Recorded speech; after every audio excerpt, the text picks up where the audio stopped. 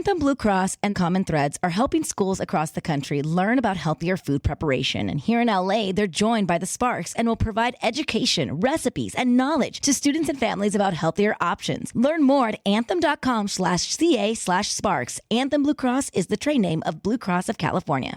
Zenni believes everyone deserves access to high-quality, affordable eyewear. That's why they offer thousands of stylish prescription glasses for adults and kids starting at just $6.95. At Zenni, you get the same high-quality frame and lens options that you'd get from an optician for 1/10 of the price, including blue light glasses, progressives, prescription sunglasses, and more. The best part? You can try on any frame from the comfort of your couch with their 3D virtual try-on. Stop overpaying for eyewear and check out Zenni.com. That's Zenni.com.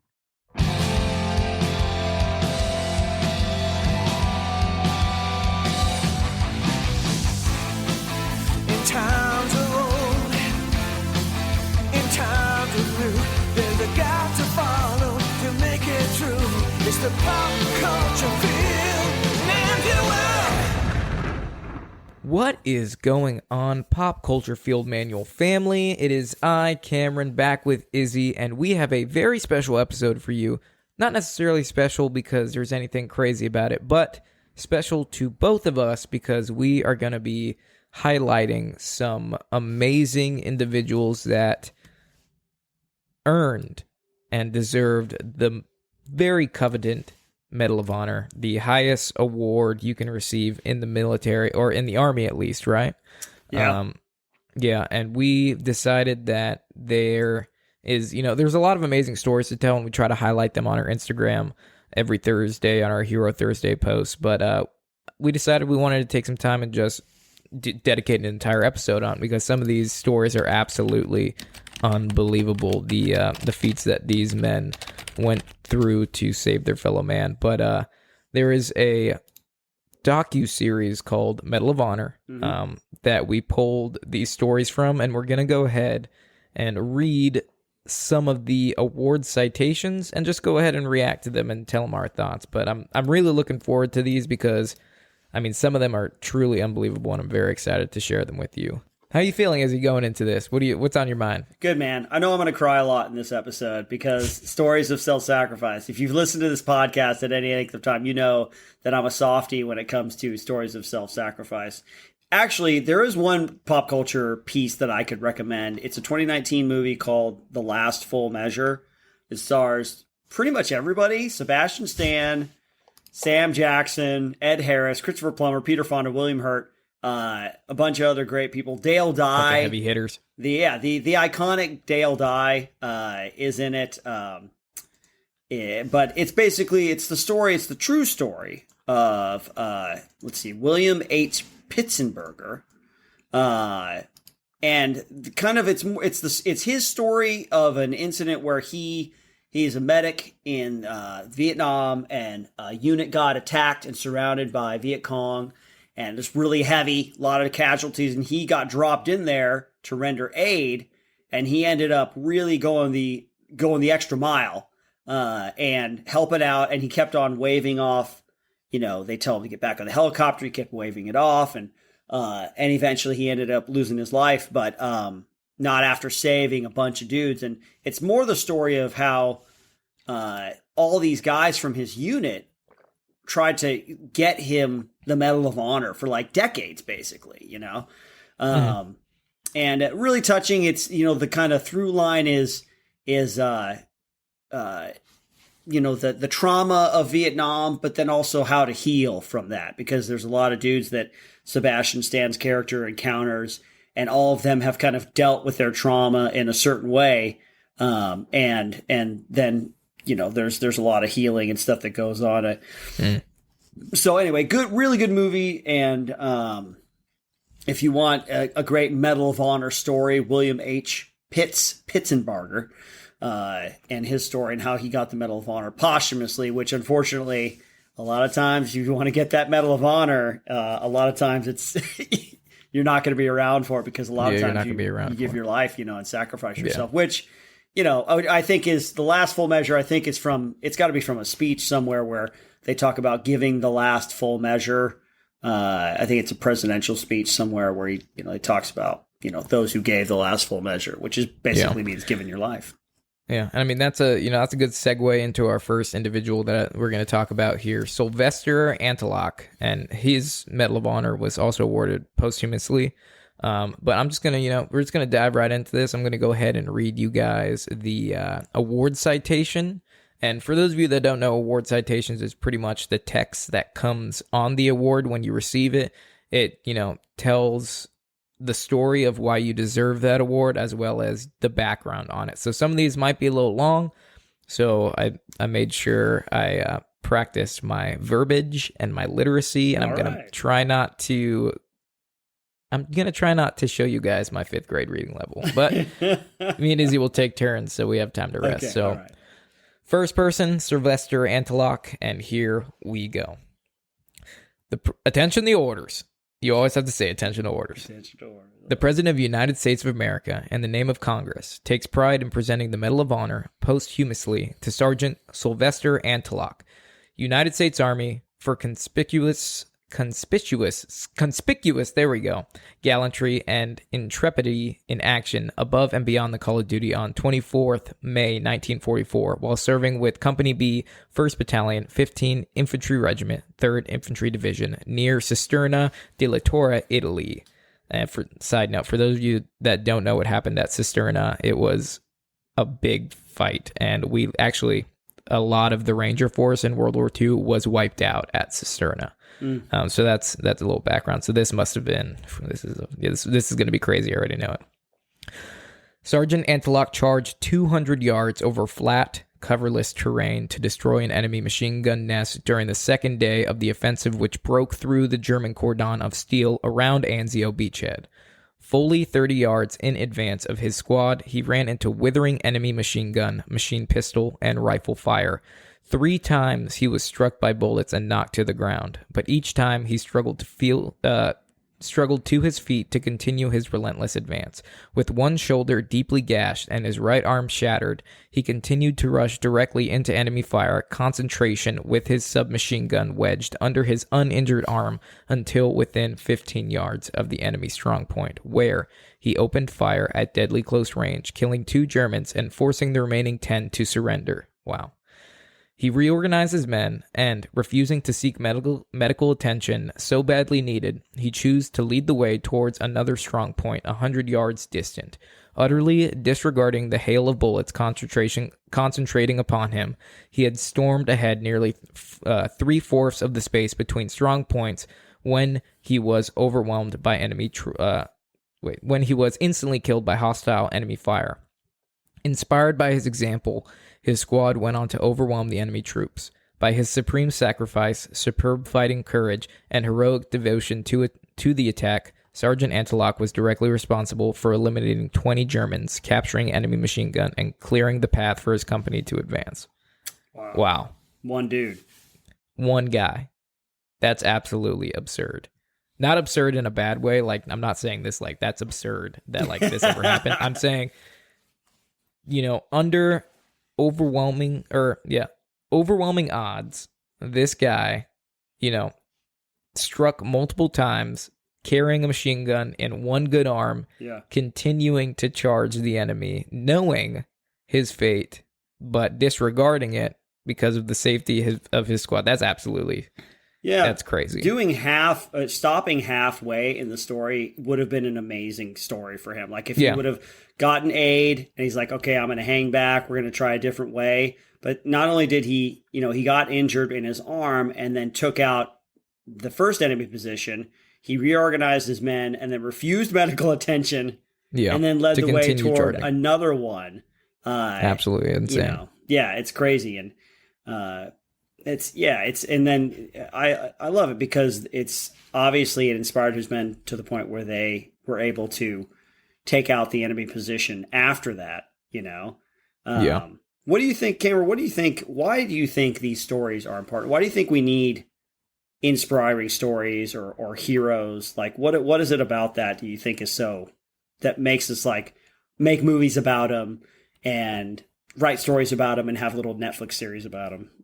I mean, that's a great question. I think just because, heroes are made on the battlefield a lot of the times, especially in the army, and a lot of what you find yourself in, especially in a combat zone, fear is a big factor that, can take over someone and can cripple a person and can freeze you entirely to where you don't know how to act, you don't know how to think, and you don't know what to do.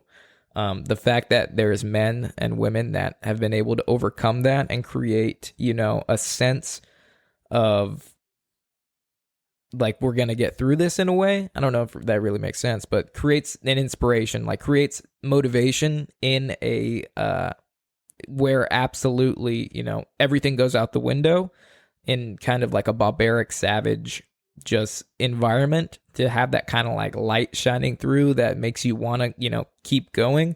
I think that's exactly, why obviously Sergeant Antelock deserved this medal, but why, we look forward to individuals that have done amazing things under, the worst of scenarios. Plus, it's like, even just reading that was extremely motivational to me. I'm like sitting here, like getting ready to go.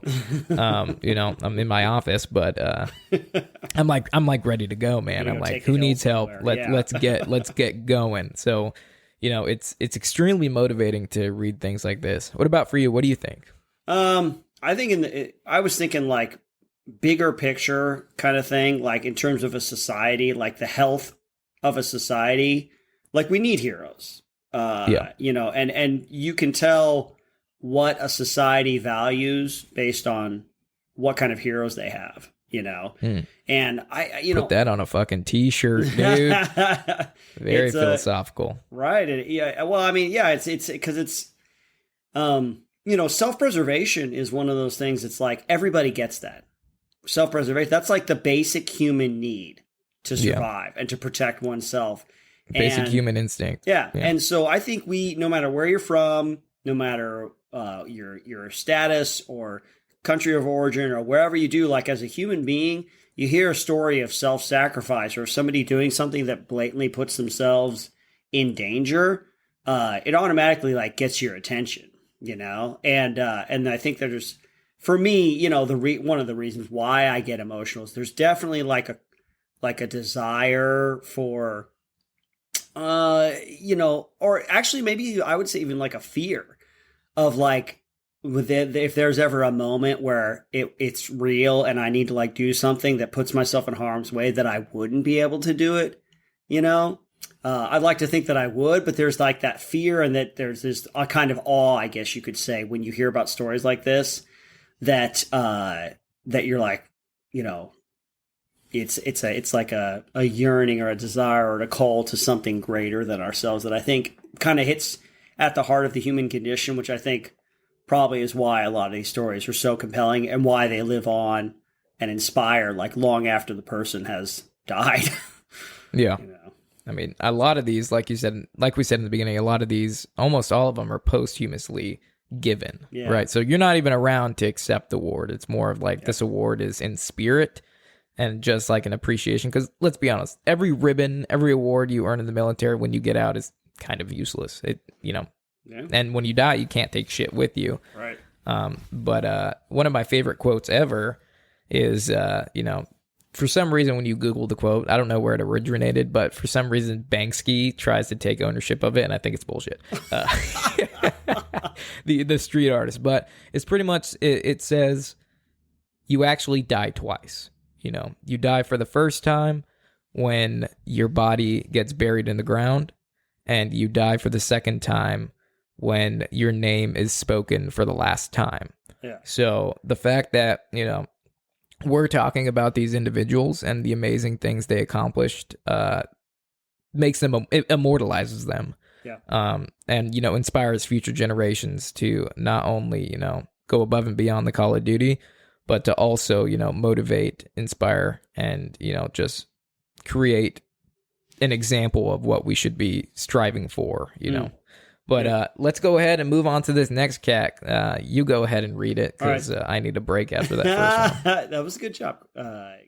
Can we switch the order up, man, real quick? I really would like to read this one. It's last on our list, but we got one more after this if we want to read it. But I love this one, man, especially the way, yeah, I love this one. I'm looking at the end. Yeah, go for it, man. It chokes me up every time. So this is Hiroshi H. Miyamura, Japanese American guy. And let's see, he was a corporal in the U.S. Army, H Company, 2nd Battalion, 7th Infantry Regiment, 3rd Infantry Division. I love all the how it goes up, from the small to the large, Goes regiment from battalion, the regiment to division. Exactly. And this was near Daejeon-ni, Korea, April 24th and April 25th, 1951. It's during the Korean War. He's from Gallup, New Mexico, born in Gallup, New Mexico. I just love this. So the citation reads, Corporal Miyamura, a member of Company H, distinguished himself by conspicuous gallantry and intrepidity. I always get that. Intrepidity. We got to look that up real quick. Above and beyond the call of duty and action against the enemy. On the night of April 24th, Company H was occupying a defensive position when the enemy fanatically attacked, threatening to overrun the position. Corporal Miyamura, a machine gun squad leader, aware of the imminent danger to his men, unhesitatingly jumped from his shelter, wielding his bayonet in close hand-to-hand combat, killing approximately 10 of the enemy. Returning to his position, he administered first aid to the wounded and directed their evacuation. As another savage assault hit the line, he manned his machine gun and delivered withering fire until his ammunition was expended. He ordered the squad to withdraw while he stayed behind to render the gun inoperative. He then bayoneted his way through the infiltrated enemy soldiers to a second gun emplacement and assisted in its operation. When the intensity of the attack necessitated the withdrawal of the company, Corporal Miyamura ordered his men to fall back while he remained to cover their movement. He killed more than 50 of the enemy before his ammunition was depleted and he was severely wounded. He maintained his magnificent stand despite his painful wounds, continuing to repel the attack until his position was overrun. When he was last seen, he was fighting ferociously against an overwhelming number of enemy soldiers. Corporal Miyamura's indomitable spirit and consummate devotion to duty reflect the utmost glory on himself and uphold the illustrious traditions of military service. What I love, my favorite line is this: when he was last seen. Yeah, he was last seen fighting ferociously. You just imagine if they dramatize this. I got to watch this one. Just the guy's pulling away and he's still fighting. That's the last thing they see of him. Oh, so inspiring. 50 guys. 50 guys. And what the beginning of it was 10 bayoneting. Just bayoneting. Oh my God. Absolutely insane. Yeah, this might be the most insane award citation we have on this list, and it's absolutely I'm speechless. Yeah. Just thinking about it, and you got choked up. Honestly, I was getting choked up here listening to you getting choked up. I was trying to do it justice with my dramatic reading. Yeah, no, that was authentic, people. I got him on camera right now. He is like bawling right now, like a baby. But I would love to see this episode be portrayed. Because it's not like he was mortally wounded on the plane out, and then that's when he passed. It was like we didn't even recover him. Yeah, like that was this immediately became a story that was told by his men that he rescued. Like it's, oh man, the respect I have for this guy. And I mean, just the respect his men, the ones that he rescued. This guy's a fucking legend. Absolutely.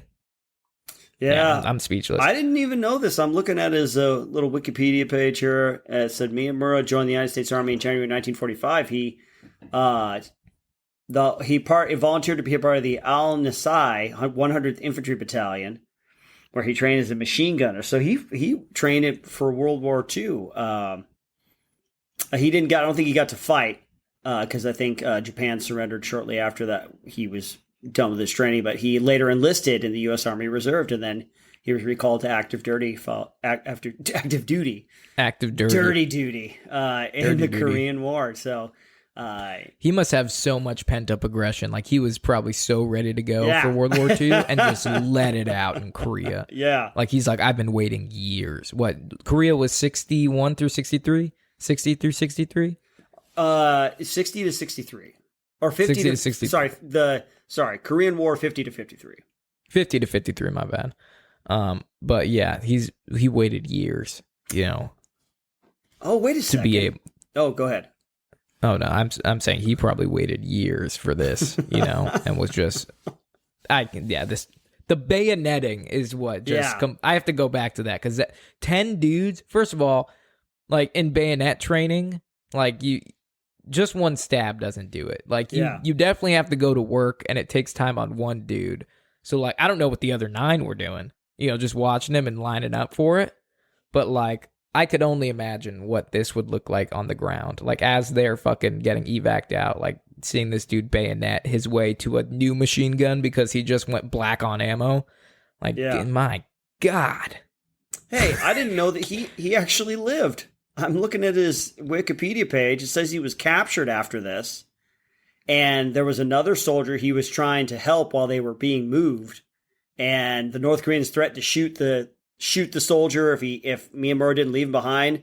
But the other soldier, Anello, Joe Anello, lived.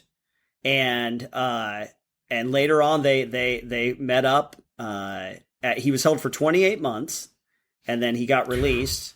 And then he found out he won the Medal of Honor. What? Apparently alive? it was classified. Miyamura was the first Medal of Honor to be classified as top secret. As Brigadier General Ralph Osborne explained to Miyamura and a group of reporters upon notifying him of his medal, if the Reds knew what he had done to a good number of their soldiers just before he was taken prisoner, they might have taken revenge on this young man. He might not have come back. Oh, so if they did this whole news story about this guy, they're like, that's the guy we have in our cell. Let's get him. Yeah, let's get him. He killed 50 of us. Let's get him. Oh my God, he survived? Yeah. Oh, Is he man. still alive today? Golly, no, I guess he died. Oh my gosh, he died November 29th of last year. He was 97. Oh my God. No kidding. Died in Are Arizona. you kidding me? That's crazy, man.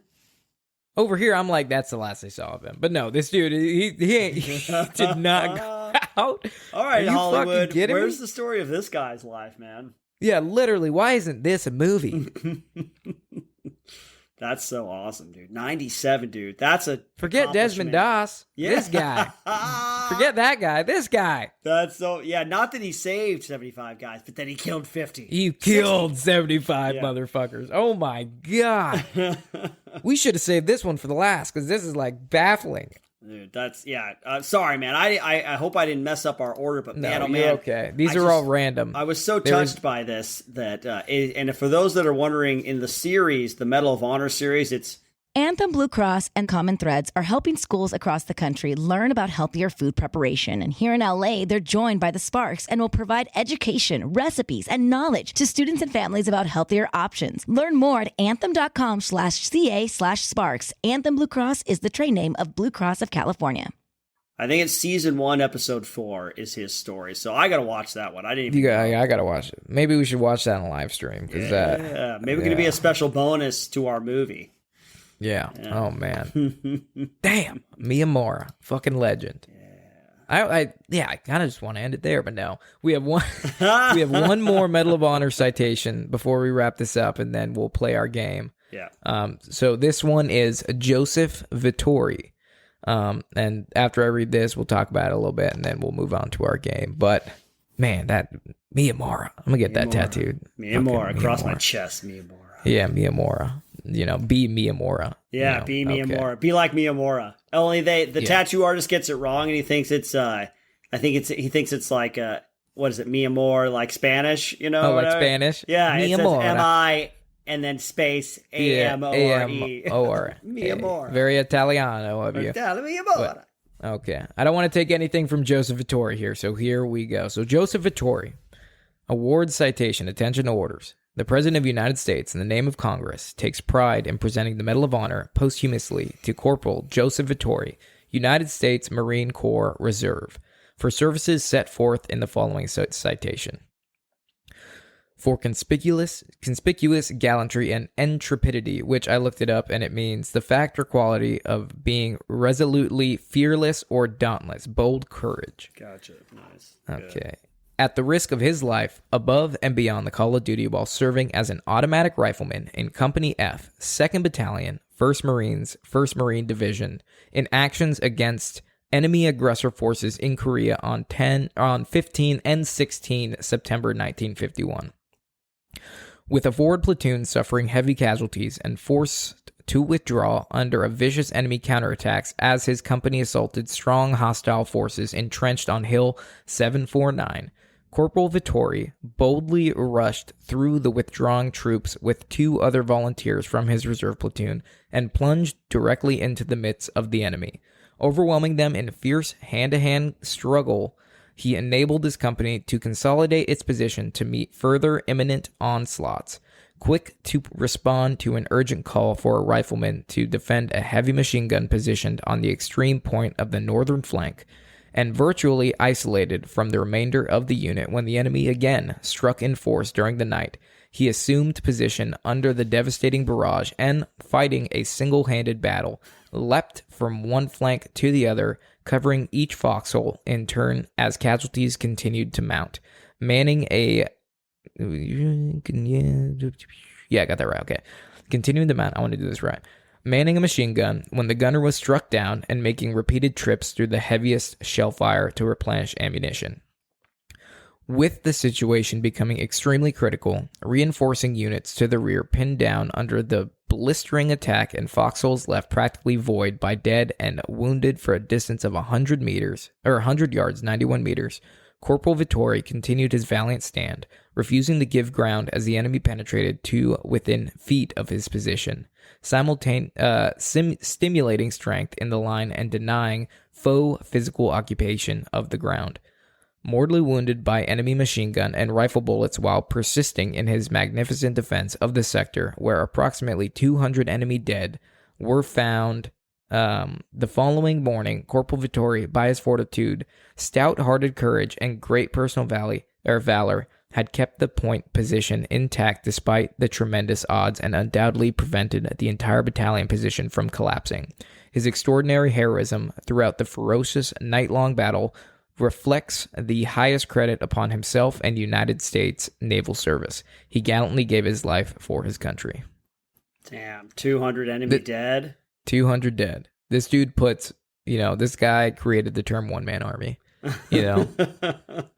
Man, could you imagine just like fighting foxhole to foxhole, being the only one, and just like being surrounded by just dead people, They talk about being in the zone. You know what I mean? Like it just must have been like, there must be, I don't know. I'm philosophizing here at this point, but like that moment, in those moments, like that whole night, whatever he was doing, like, I wonder if there was ever a moment where he made peace with the fact that he was going to die, and then that in turn gave him a kind of freedom and a kind of like fearlessness and energy that like, well, if there's nothing left, if that's it, if I'm going to die here, then he's just like, I'm free. Then he's like totally free because he's not thinking about getting back to his position. He's only thinking about killing the enemy. Holding the point. Yeah, killing the enemy. Yeah, that has to be so freeing to know, like, whatever happens, it only matters what I do right now. Yeah. Like, there is essentially the consequence is death, and I'm okay with that. So, like, let's go. Mm-hmm. That mindset, I would pretty much pay a lot of money to just, talk to that guy and, hear what he was thinking, during that assault. And it was posthumously awarded, so he was passed. And, being a part of the National Guard, which, is reserves, I've served with some really quality individuals. And, like, even though this guy was a reserve, like, this, was his second job, he still did this shit, That's is why I always... give benefit. A lot of people like talk crap about the reserves and whatnot, but I give them a lot of credit because these dudes, when it's go time, it's go time for these guys. So I don't think there's much of a difference in quality. I think there's a difference of lifestyle, but I don't think there's a difference in quality comparing reserves to, active duty people, and that'll piss off a lot of people saying that. But this guy is just an exemplification of that, nuts. Yeah. Yeah. Yeah, man. I mean, to volunteer itself is an honorable thing to do, whatever you decide to do. So 100 yards of foxholes with dead and wounded for a distance. Yeah. That's 200 people. 200 enemy dead in the morning. Yeah. God. Well, hats off to Joseph Vittori. That is an absolutely amazing feat. And, and these are just some, like you said before, the classified stories that we don't know about. Shit. I wonder what stuff we'll find out about, 10, 20, 30 years from now that happened in Iraq or Afghanistan or wherever that, it was classified, we'll never know. That's a part of I never did memorize the Green Beret Creed, Special Forces Creed, but there is one part where it's operating, seeking neither recognition nor accolades. You know what I mean? Just doing the job.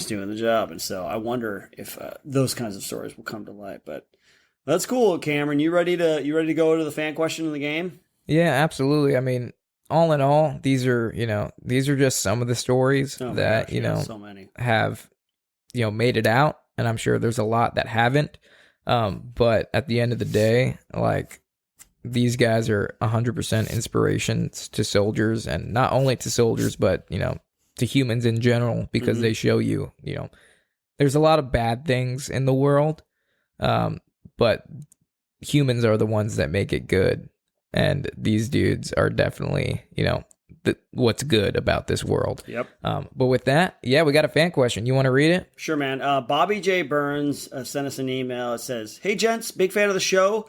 I was wondering if you both had any personal heroes you look up to, or someone who had motivated you during your service." That's a good question. Personal heroes you look up to. I mean, for me, I didn't really have one individual that was I wanted to be like. As just like I said before, I was surrounded by people. Everybody that surrounded me in Ranger Regiment was better than me.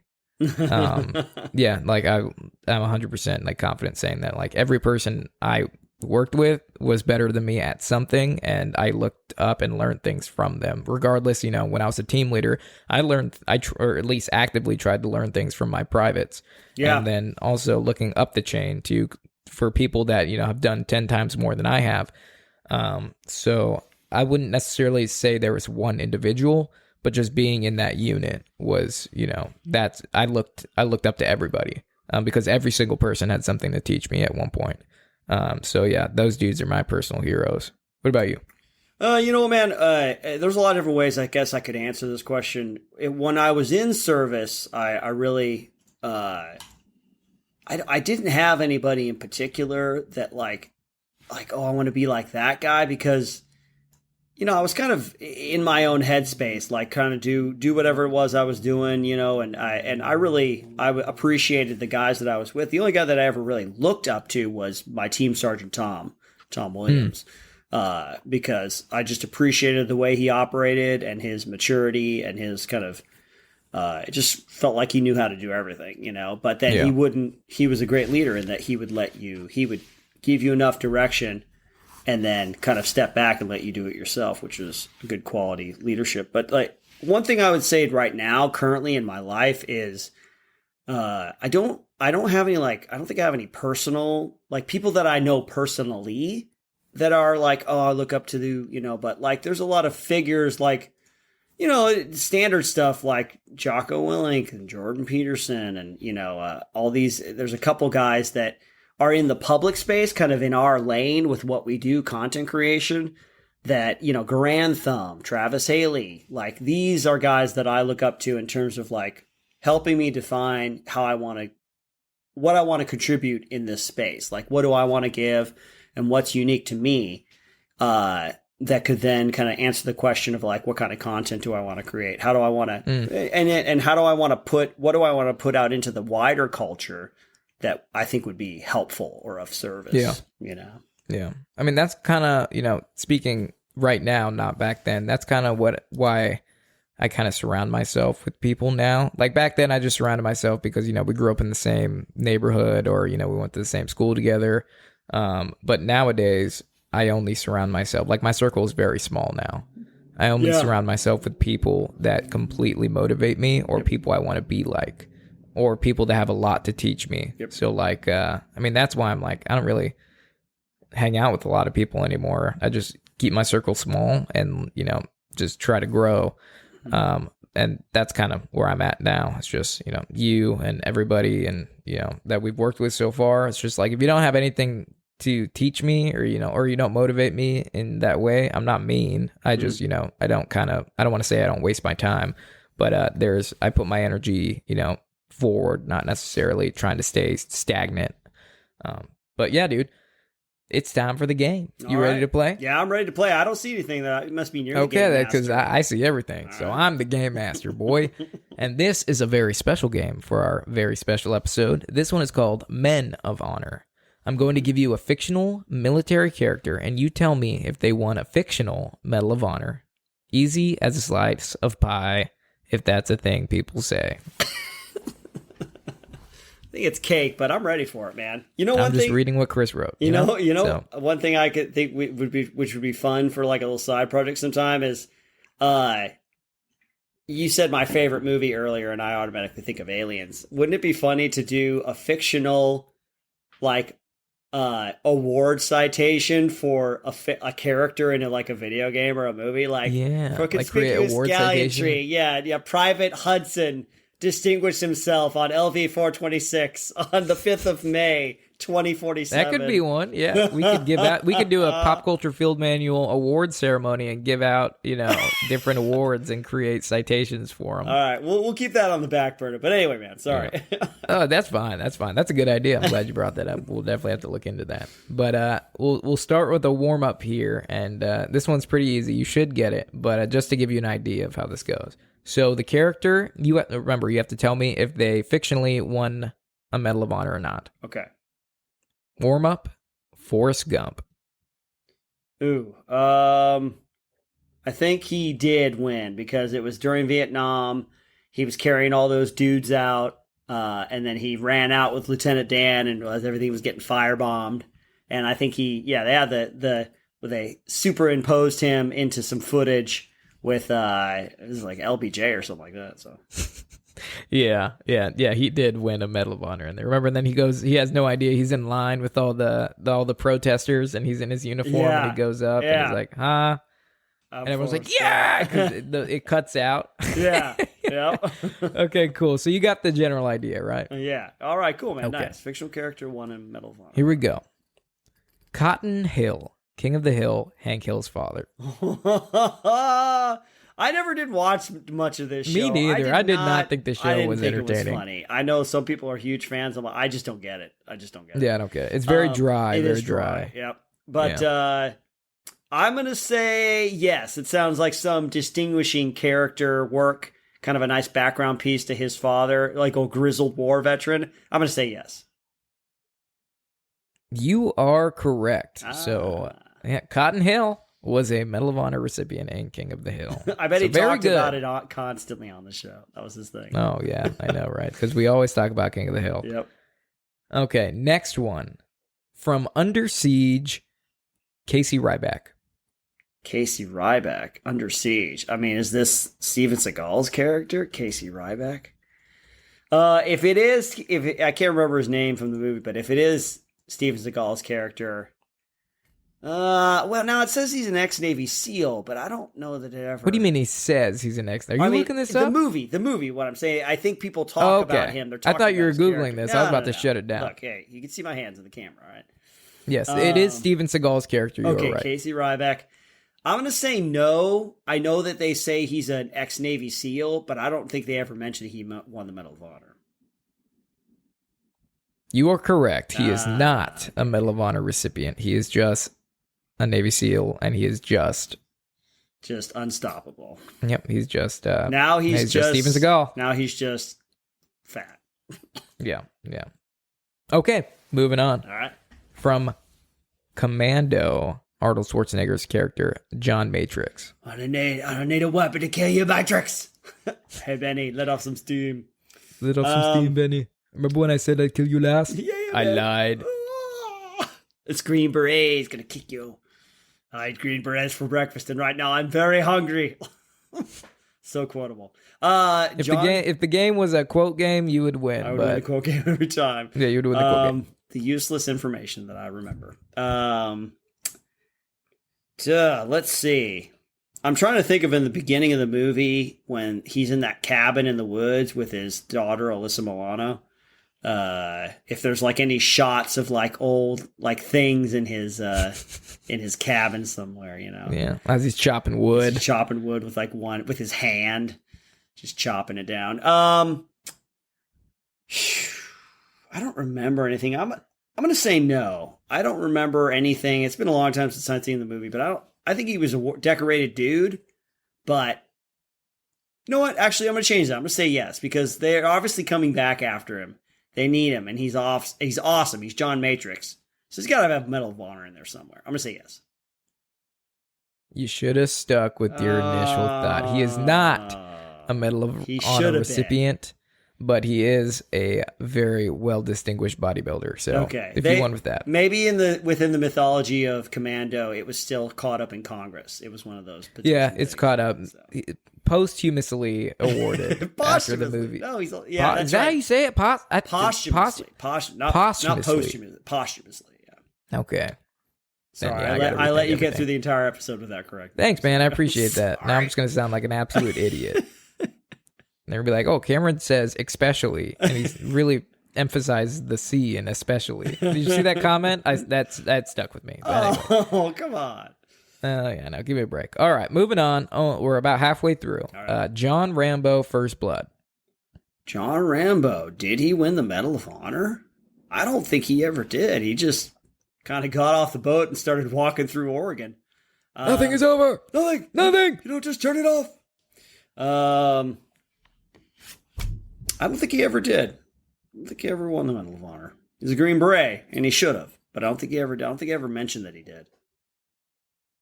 Well, he was most definitely a Medal of Honor recipient. Yeah, he was a Medal of Honor recipient. When did it? I wish the answer was there where it says that he did. I forget where it ever mentioned that he was a Medal of Honor. Anyway. Well, I'm just reading what Chris put on. So if you have a problem, you got to bring it up with Chris. Right. You talk to Chris about it. But moving on, Mr. Miyagi from The Karate Kid. Ooh, he did fight in World War II. I'm going to say yes, because I'm thinking of like shots of his stuff, even in the show. The pictures that he had, even in the show, yeah. I'm going to say yes. And you were correct. He was a Medal of Honor recipient. I wonder if they ever said what he got it for. Interesting. Because I know they have like pictures of him, you know, the old picture of Mr. Miyagi, and they had his medal. Yep. And he has the Medal of Honor hanging on the wall. And I'm pretty sure in the TV show, in his karate studio, he has Mr. Miyagi's picture with the Medal of Honor next to it. Oh, okay. Cool. I think so. But yeah, you got that one right. All right, we got two more. Oh, man. Are you ready? Yes. From the Terminal List, James Reese. James Reese, Terminal List. Chris Pratt's character. Yeah, Chris Pratt's character. I'm trying to think if he had earned it before that. I don't think that he did. Because he was still in service. And like I said, if he had earned it before that, they probably would have taken him off his team and made him a poster boy. Written a couple books. But I'm going to say no. Well, he ended up writing books later because he was a Navy SEAL, but he was not a Medal of Honor recipient. You are correct, good sir. Yeah, I mean your trail of thinking is solid. Oh, he wasn't on a USO tour. Yeah, they didn't take him off the teams. Yeah, no. Okay, well, very good. You're finishing strong. Let's see if you can, finish this off with a hot streak. From the A-Team, John Hannibal Smith. He's the leader of the A-Team. The leader of the A-Team. John, I love it when a plan comes together. Smith. That's interesting. I don't know that I ever remember. I watched that show when I was a kid, but it's been a long time. I'm going to say, just playing the odds, that yes, because he's a genius, smart guy, sticks with his dudes all the way. I'm going to say yes. Way to keep the hot streak going. He is a Medal of Honor recipient. That's so funny. Yeah, you did fairly good for you got Cotton Hill. I didn't even know who the fuck that was until I read King of the Hill, and I was like, oh my God, I don't know anything about this. But yeah, man, you did pretty good. I think you only missed two or three, but all in all, great run there, Izzy. Good run. That's a good one. I like in keeping with the Inspiring Stories Medal of Honor, the fictional characters who have won the Medal of Honor. Oh, yeah, absolutely. And folks, we hope you enjoyed playing that game. And more importantly, we hope you guys have learned something about a couple of this nation's heroes and what they did to deserve the Medal of Honor. This was a really fun episode to do. Yeah. At least I hope we can do another one like this and maybe get Izzy's idea for writing award citations to fictional characters. That might be fun. Let us know in the email. But with that, we hope you have a awesome day, and cue music.